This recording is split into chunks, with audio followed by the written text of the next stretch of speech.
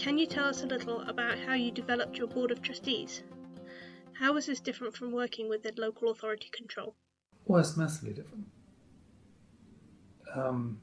It's very different.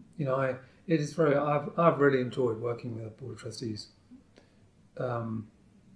because it's a very different process because all those trustees, you've if you like you've selected or you've appointed, and they're there for there's I think it's important to be very honest with your trustees. That it's not just coming to a meeting. It's about rolling your sleeves up and taking part. Yeah. Because for all the 50 people who are Banbury Museum and the community, our objective is to invigorate, develop, to deliver our vision and our ambition. So it's very hands-on, and you need to be committed. So all our trustees have been amazing in doing that. Those that in the early days, we still got trustees from the very first day we became a trust to now, and we've had some changes, obviously. But working with board trustees has been fantastically rewarding because, well, it's awe-inspiring how much they offer and give, and I think it's when you begin when you develop a trust and run a museum through a trust, you can only survive and develop if you've got all this support, because there's no big sort of body behind you to prop you up. So your relationships with people are very important, and all of us carry that responsibility. So that's fun. And it's very different from a local authority, of course, because your members, elected members, they're selected to be involved in the museum, and of course they can be voted off, and they're also subject to the politics. That's a very different way of working. Your elected members, I suppose, are like your and senior officers are like your board, but it's a much more difficult environment to work in a local authority, because you haven't necessarily got the same level of commitment or skill. So, or even the same goals in many cases. No, because of course they'll be carrying the local authority goals, whatever they are. So the advantage of why I really enjoy working at a trust is that we all sign up the vision together. It is absolutely a community exercise. We're all in it together, developing the plans together. Everyone is involved, and that's absolutely the way it should be. So you get that sort of support and commitment to make those changes. How did governance arrangements affect the service? Obviously, it makes a fundamental difference, and it's a really sort of powerful new opportunity. But it also requires you to set up new infrastructure to support that governance. So you've moved from, or are moving from, a local authority context where your way or your overall governance is reporting through to cabinet member, or occasionally council, and occasionally you're going to present as a head of department to scrutiny committee or to cabinet, and very, very occasionally to council, depending on, again, your local authority. So Hampshire and Winchester obviously were quite different in that regard, but it's the same process. It's mainly through written reports and through conversation at events and that sort of thing, that you have your sort of contact with your governance, as in the people who are making the decisions.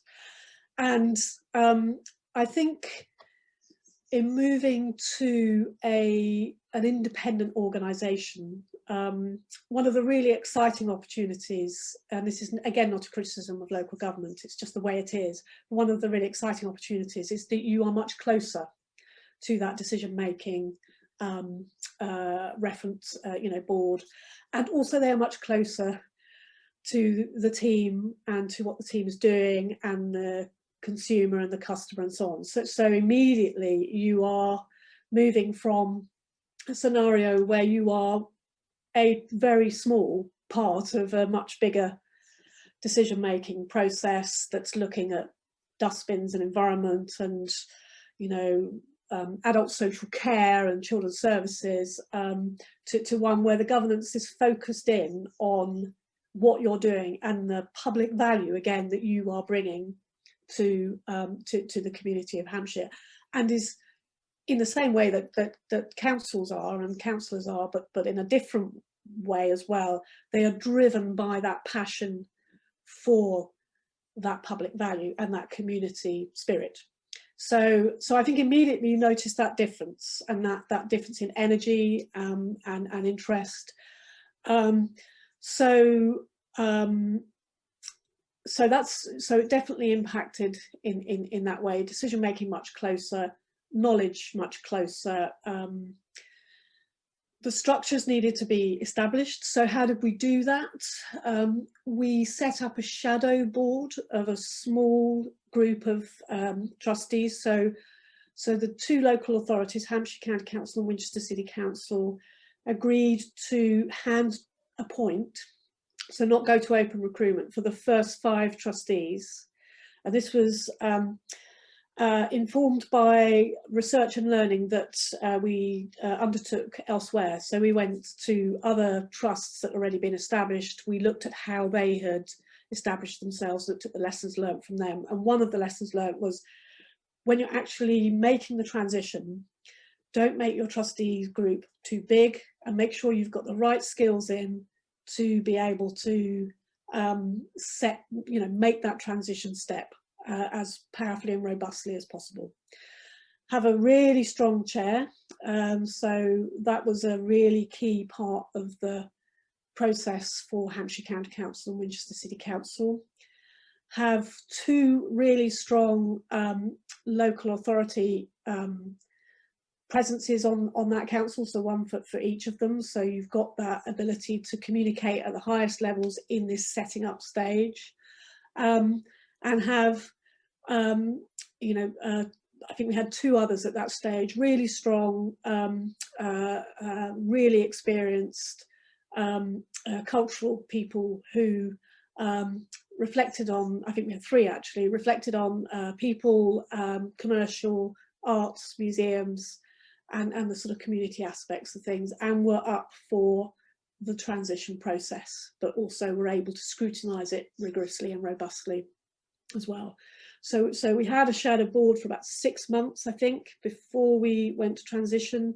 They would review all of the legal documentation. We set up, governance structure around sort of regular meetings and reporting, etc., into all of that. And they made decisions that mirrored the council's decisions according to the timetable. And then, of course, they took on responsibility. And at that point, we undertook a skills audit to identify what other kind of skills were needed to be on the trust board. And at that point, we went out to open recruitment to appoint those other trustees to make it up to, I think, 11 at that first stage. You need capacity to support the governance properly, and that's part of the building the plane while you're flying it.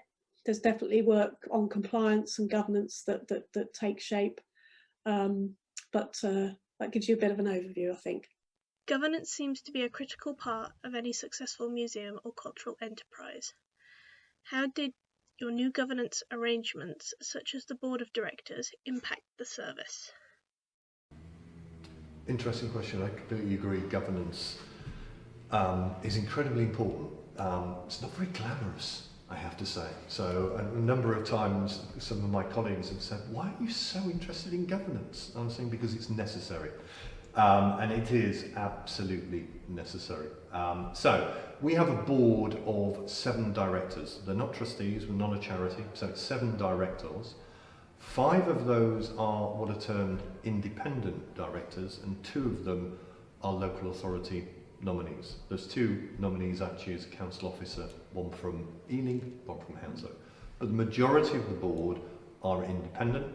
The chair of the board is drawn from that independent cohort, and the current chair is somebody with a business background. 2 of the other independents also come from a business background. And I think that is important to reflect the necessity of the CIC to be entrepreneurial and commercial. But I do think one of the observations I would make is we're actually a little bit light on directors with experience of or a track record in our core business.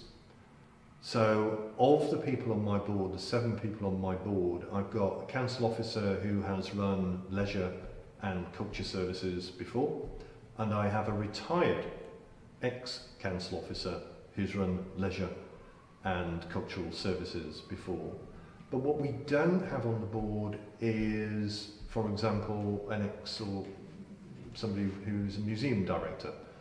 And I do think occasionally that has proven to be a challenge at times in terms of ensuring that that service provision is front and centre throughout the organisation. It's absolutely front and centre to me and my staff.